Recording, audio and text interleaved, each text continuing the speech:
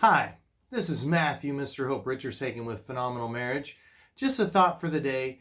So often I read these messages about couples that are struggling and they're in so much pain and suffering, and my heart goes out for you. I just want you to know there are some simple shifts that you can make that can turn your spouse's heart towards you. And here's the very first thing I want to say is pain in this life is a given. Suffering is optional.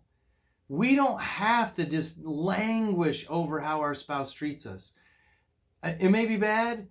Wow, they shouldn't have treated us like that. Shame on them. But we don't have to just bring it up and just torment ourselves over it. So that's the first thing.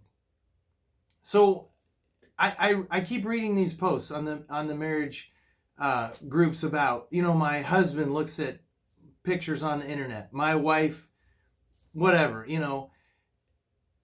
folks, my brothers and sisters, you can't make anyone do anything. What if you ask yourself this question: how can I live in such a way that my spouse wants to love and serve me? As a woman, I've seen this post over and over and over. My husband's doing this, online. He's texting with other women. Shame on him for doing that. The thing is, you can't control him. He's not with you all the time. Is that true or what? Just acknowledge that. You can't control him. It's impossible. The more you try, the further you drive him away. So what would it be like, instead of trying to control him, what if you made it so you were so winsome and so lovable that he wanted to spend all of his energy with you? And I think that's where people just get a woman tries to rise up, she tries to control her man, and what she does is she just drives him away. And guys, if you're watching this and you're texting another woman in an inappropriate way, knock it off. There's no excuse for what you're doing. You're hurting your marriage. You're hurting your life. You're hurting yourself. Stop it. Ladies, if your husband is doing that, ask yourself why.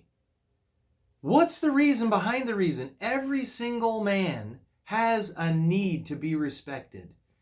And he wants to talk to a woman who's nice to him. If it's not you, he wants to talk to someone else who's nice. And you might say, that's totally inappropriate, blah, blah, blah, blah, blah, blah, blah, blah. Just, you know what?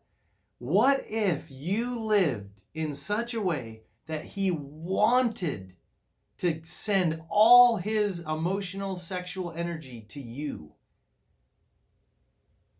What if he wanted to do that? Then you wouldn't have to worry about.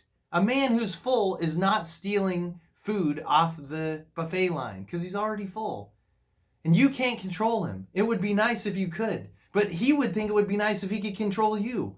So I just encourage you, my dear beloved sisters, that you would live in such a way that you're drawing him to you.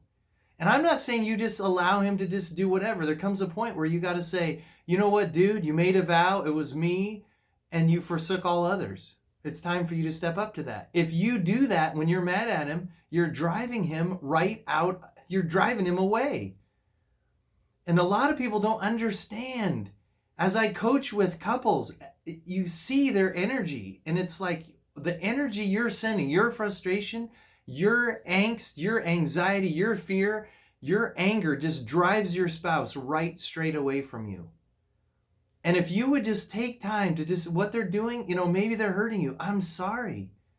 Just take time to feel that pain and just forgive them and say, okay, what do I need to do? How do I need to show up to live in such a way that I'm drawing my spouse toward me?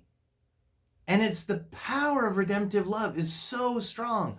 Over and over and over, couples have won their spouse's heart by loving them and accepting them and encouraging them. I saw a post the other day about cigarette smoking. My husband does this and he lies, and you're just driving him away. What if instead of doing that, instead of being his judge, instead of being critical, my dear beloved sister, what if you drew alongside and you said, babe, I know this is hard for you. Let's do it together. What if when he failed, instead of nailing him to the wall, you said, oh, babe, you dropped the ball again. You can make it. You can do it. Let's try again tomorrow. What would that be like for your relationship? Win, lose, or draw? The biggest thing is not what's happening out there, it's what's happening between us.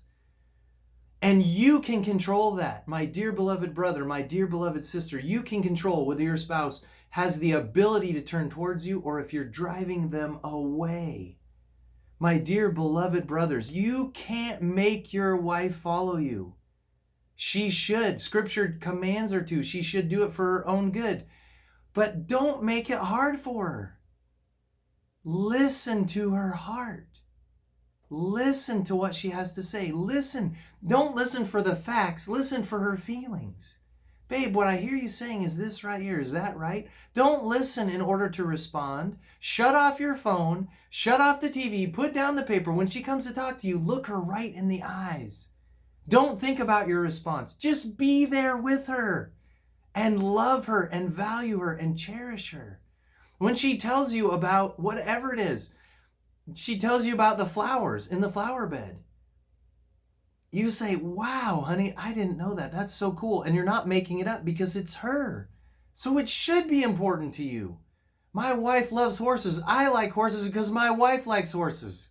Horses are majestic. They're awesome. I would like them anyway, probably. But because my wife loves horses, I like horses. When she wants to talk to me about horses, I genuinely care because I genuinely care about her. I just encourage you today, my dear beloved brother, my dear beloved sister, to come to the place where you just say, you know what? I can't make my spouse do anything. What if I lived in such a way that they wanted to love and serve me? Thank you so much for watching. May the Lord richly bless you. May He strengthen you and encourage you in your trials. Have a great day.